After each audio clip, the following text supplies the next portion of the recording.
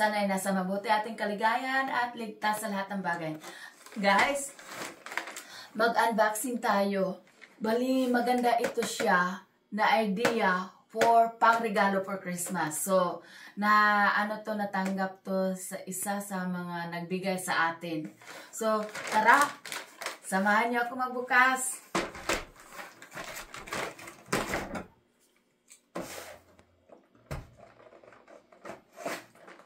Agoy. Saglit lang.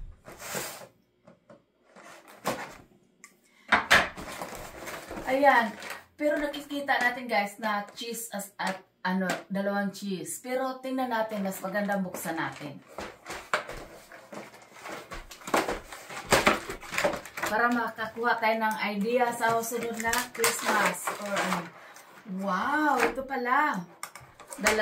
Cheese. Swiss cheese at saka cheddar cheese. At saka ito ay nakadikit. At maganda rin to summer sausage. Dalawa siya guys. At saka isa pa, biscuit. Ganito itong na to. At saka meron siyang tatlo na dressing like vinegar, mustard, at saka sweet hot. So guys, tatlo siyang parang dressing. Na pwede ito na nakalagay na wheat crackers. Ganito siya. Ito kasi putol-putulin to siya guys, i-slice. Tapos mag-slice din tayo ng like cheese. So, pwede na siyang ipika-pika ang tawag nila dito guys, pang snacks. So, maganda siyang idea para sa pang-regalo.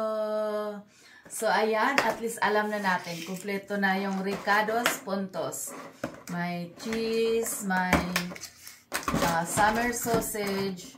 Tsaka i-slice lang yan anytime na gusto mo. Ayun.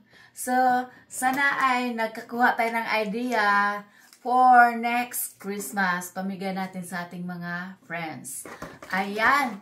Thank you for watching. See you in my next vlog. Goodbye. Lagi nating tatandaan na habang may buhay, may pag-asa. See you and God bless. Bye. So, ayan na guys.